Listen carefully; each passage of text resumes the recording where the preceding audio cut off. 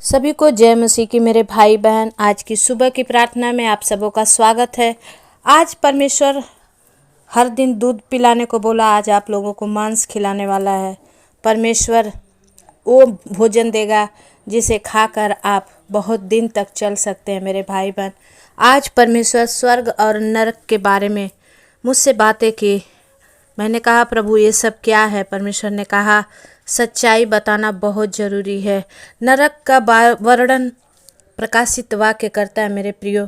आज मैंने वीडियो डाला है कि कौन नरक जाएगा और नरक कहाँ है, किसने नरक को देखा है, नरक उद्धार न पाने वाले कहाँ जाएंगे। इन सारी बातों के विषय में आज आप लोग जानकारी लें।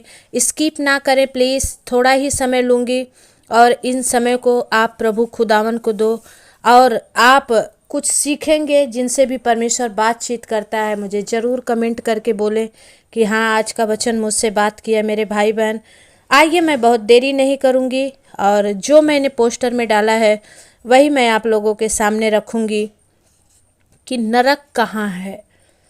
और बाइबल बताती है मेरे भाई बहन, और वचन से देखेंगे तो नीति वचन 15 का 24 वचन कहता है कि बुद्धिमान के लिए जीवन का मार्ग ऊपर की ओर जाता है, इस रीति से वो अधोलोक में पड़ने से बच जाता है। बाइबल बताती है कि पवित्र बाइबल कहती है कि यह परमेश्वर से दूर नीचे कहीं है और बुद्धिमान के लिए जीवन का मार्ग ऊपर की ओर जाता है। मेरे भाई बहन, हम ऊपर की ओर जाने वाले लोग बने और इस तरह अधोलोक में पड़ने से हम क्या होते हैं, बच जाते हैं। और मत्ती 11 का 13-23 वचन कहता है और तू अधोलोक के नीचे तक जाएगा। कौन अधोलोक को देखा है? क्या हमने देखा है? क्या आपने देखा है? कोई नहीं, सब इमेजिन है, लेकिन बाइबल सत्य बताती है। मेरे भाई बहन, जब हम बाइबल के उपस्थित वचनों को लेकर के सीखते हैं तो परमेश्वर आज आपसे बात करना चाहता है कि नरक का मार्ग कौन सा है। मेरे भाई बहन, नरक का मार्ग वो सकरा फाटक है। हम सकरे फाटक से प्रवेश करें क्योंकि विशाल है वह फाटक और चौड़ा है वह मार्ग जो विनाश को पहुंचाता है और बहुत लोग इसमें प्रवेश करते हैं। और 7 का 13 वचन कहता है पहला इस मार्ग से पालेगा सहज है क्योंकि फाटक विशाल है और इस मार्ग पर रहकर पाना कठिन नहीं क्योंकि ये चौड़ा है। यह मार्ग यात्रियों की भीड़ से भरा है और बहुत लोग उसमें प्रवेश करते हैं। मेरे प्रियो, परमेश्वर का धन्यवाद हो कि हमें सकरे मार्ग से जाना है। मसीही जीवन बहुत कठिन है मेरे प्रियो। कोई कहता है क्या है, परमेश्वर में जाकर उद्धार मिल जाएगा। मैं कहती हूँ कि मसीही जीवन बहुत कठिन है। सकरा है वो मार्ग जो परमेश्वर तक जाता है और बहुत कम ही लोग हैं जो इस परमेश्वर के मार्ग तक जाते हैं। कौन नरक जाएंगे मेरे भाई बहन? आज वचन के द्वारा परमेश्वर आप सबको बताना चाहते हैं कि दुष्ट, भजन संहिता 9 का 17 वचन कहता है कि दुष्ट अधोलोक में लौट जाएंगे तथा वे सब जातियां भी जो परमेश्वर को भूल जाती हैं। प्रभु यीशु मसीह अपने सामर्थी दूतों के साथ धधकती हुई आग में से स्वयं को प्रकट होंगे जो परमेश्वर को नहीं पहचानते और हमारे प्रभु यीशु मसीह के सुसमाचार को नहीं मानते। वह उन्हें दंड देगा, वे उन्हें अनंत विनाश का दंड वो पाएंगे। 2 थिस्सलुनीकियों का वचन कहता है। मेरे प्रियो, हमें सच्चाई में चलने के लिए प्रभु यीशु मसीह सिखाते हैं और दुष्ट जो दुष्टता में भरे हुए हैं, आज परमेश्वर कहता वैसे ही लोग नरक में जाएंगे, अधोलोक में लौट जाएंगे तथा वे सब जातियां जो परमेश्वर को भूल जा रही है। बहुत सारे लोग यीशु मसीह को मानते थे। जब थोड़ी सी सतावट आई, यूपी में बहुत सारे चर्चेस बंद हो गए, छत्तीसगढ़ में बहुत सारे प्रॉब्लम आए, उड़ीसा में बहुत सारे आए। आज बहुतों का विश्वास ठंडा पड़ गया, फिर से जहाँ थे वो वहीं चले गए हैं। लेकिन मेरे भाई बहन, आप सब बने रहें। मत सोचें कि मृत्यु कहीं नहीं है। मृत्यु दुनिया में भी है और मृत्यु मसीह में है। दुनिया में तो हमें आशा नहीं है, लेकिन मसीह में हमें आशा है कि हम दूसरे जीवन में फिर से जाएंगे। प्रभु यीशु मसीह जहाँ हैं वहाँ हम भी जाकर स्वर्ग में रहने पाएंगे। प्रकाशित वाक्य 20 का 15 वचन कहता है मेरे प्रियो कि जिस किसी का नाम जीवन की पुस्तक में लिखा हुआ नहीं मिला वो आग के झील में डाला गया। क्या आप उस जगह पर हैं कि आपके नाम जीवन की पुस्तक में हैं? क्या आप सही मार्ग में चल रहे हैं? आज जांचने की ज़रूरत है मेरे भाई बहन। मैंने पहले ही आपको बोल दिया है कि आज मैं दूध पिलाने वाली नहीं हूँ। आज परमेश्वर आप लोगों के लिए मांस भेजा है। परमेश्वर का धन्यवाद हो मेरे प्रियो कि परमेश्वर कहता है कि प्रकाशित वाक्य 21 का 8 वचन में कि डरपोकों, अविश्वासियों, दुर्बुद्धियों, हत्यारों, व्याभिचारियों, जादू टोना करने वाले, मूर्ति पूजकों और सभी झूठ बोलने वालों का हिस्सा उस धधकती हुई गंधक की झील में होगा। लेकिन मेरे प्रियो, इन सारी बातों से, व्याभिचार से, जादू टोना से, मूर्ति पूजा से, और हम डरपोक हैं, किसी को सुसमाचार नहीं देते हैं, तो ये भी हमारे लिए पाप है। लेकिन हम जब परमेश्वर के वचनों को लेकर के अपने जीवन में अंगीकार करते हैं, ऐसे लोग परमेश्वर कहता है कि नरक की ओर जाएंगे। लेकिन जो अपने परमेश्वर के वचन को लेकर के उद्धार की ओर चल रहे हैं, वही लोग स्वर्ग की ओर जाएंगे। आज हम कुछ और देखना चाहते हैं। वचन कहता है कि मत्ती 24 का 41 से लेके 46 वचन तक जब हम पढ़ते हैं तो वचन कहता है, तब वह बाईं ओर के लोगों से कहेगा, हे श्रापित लोगों, मेरे सामने से निकलो और उस अनंत आग में जा पड़ो जो शैतान और उसके दूतों के लिए तैयार की गई है। क्योंकि मैं भूखा था और तुमने मुझे खाने को नहीं दिया, मैं प्यासा था, तुमने मुझे पानी नहीं पिलाया, मैं परदेसी था, तुमने मुझे अपने घर में नहीं ठहराया, मैं नंगा था और तुमने मुझे कपड़े नहीं पहनाए, मैं बीमार और बंदी गृह में था पर तुमने मेरी सुधि नहीं ली। तब वे उत्तर देंगे, हे प्रभु, हमने आपको कब भूखा या प्यासा रखा, या परदेसी या नंगा या बीमार या बंदी गृह में देखा है और आपकी सेवा नहीं की। तब वह उन्हें उत्तर देगा, मैं तुमसे सच कहता हूँ, यदि तुमने इन छोटों में से किसी एक के साथ नहीं किया तो वो मेरे साथ भी नहीं किया। और वे अनंत दंड भोगेंगे, परंतु धर्मी जन अनंत जीवन में प्रवेश करेंगे। ये है, धर्मी जन जीवन में प्रवेश करेंगे, वैसे लोग उद्धार पाएंगे मेरे भाई बहन। परमेश्वर कहता है कि उद्धार न पाने वाले लोग नरक में क्या करेंगे। आइए हम वचन से हम दिखाएंगे आप सब लोगों को। मत्ती का 22 का 13 वचन कहता है कि वे रोएंगे वहाँ पे और दांत पीसेंगे। हालेलुया।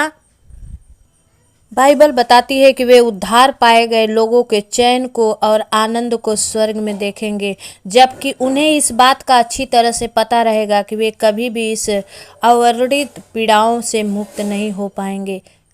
परमेश्वर का वचन कहता है कि वचन बोलेगा, परमेश्वर कहेगा, इन्हें बाहर अंधकार में डाल दो, और वह वहाँ रोएगा और दांत पीसेगा और पीसता रहेगा। लेकिन वचन बताता है मेरे भाई बहन, अधोलोक में पड़ा पड़ा वो पीड़ा सहेगा और वहाँ उससे अपनी आंखें ऊपर की दूर से देखेगा कि परमेश्वर, हम लोग पढ़ते हैं लूक रचित सुसमाचार 16 का 23 और 24 वचन में लाजरस के बारे में बाइबल बताती है कि अब्राहम की गोद में लाजर को देखा गया और उसने पुकार कर कहा, हे पिता अब्राहम, मुझ पर दया कर और लाजर को मेरे पास भेज दे, ताकि वह अपनी उंगली का सिरा पानी में भिगोकर मेरी जीभ को ठंडी करे, क्योंकि मैं नरक की इस ज्वाला में तड़प रहा हूँ। मेरे भाई बहन, नरक की ज्वाला बहुत कड़ी है, दुनिया को आज दिखता नहीं है, अंधकार में सब पड़े हुए हैं, अंधकार में गिरे हुए हैं। लेकिन ये वचन सत्य है, ये वचन सत्य है, और इस वचन को जो मान रहे हैं परमेश्वर उन्हें आशीष देता है। परमेश्वर का धन्यवाद हो प्रियो, जब आज परमेश्वर ने आपको इस नरक और स्वर्ग के बारे में कुछ बताया है। परमेश्वर कहता है वहाँ धुआं निकलता रहेगा, परमेश्वर के प्रकोप की असीमित तीखी मदिरा को जिन्हों क्रोध के कटोरे में डाली गई है वो पिएगा, वह आग और गंधक की पीड़ा में पड़ेगा, वह उनकी पीड़ा का धुआं उगन युग उठता रहेगा और रात दिन कभी चैन न मिलेगा। लेकिन परमेश्वर कहता है कि मेरे भाई बहन, जब परमेश्वर ने अपने स्वर्ग दूतों को जिन्होंने पाप किया था नहीं छोड़ा, बल्कि नरक में उन्हें भेज दिया, और अधर्मियों के संसार पर जल प्रलय भेजी गई। नूह के समय में प्रभु धर्मियों की परीक्षा में से निकाल लिया और अधर्मियों को न्याय के दिन तक दंड की दशा में रखा। तो आप भी हम भी बचने वाले नहीं हैं।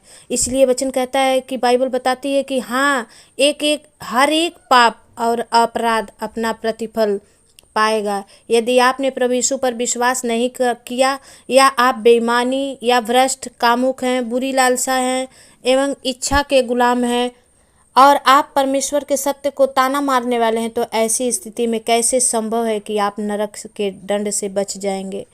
आपको दंड निश्चित ही मिलेगा। लेकिन यदि आपका मन व्यवसाय के लाभ में, कष्ट में है, यदि आप परमेश्वर के सच्चे धन के बिना धनी हैं, आप बिना प्रार्थना के जीवन यात्रा के यात्री हैं, यदि आपका अपनी अविनाशी अच्छाई अपने परमेश्वर या अनंत काल के जीवन के प्रति चिंतित नहीं है, तो सुनिए, अधोलोक ने लालसा करके अपना मुंह बेपरिमाण पसारा है, और इसका वैभव, भीड़ भाड़ और आनंद करने वाले सबके सब इसके मुंह में जा पड़ेंगे।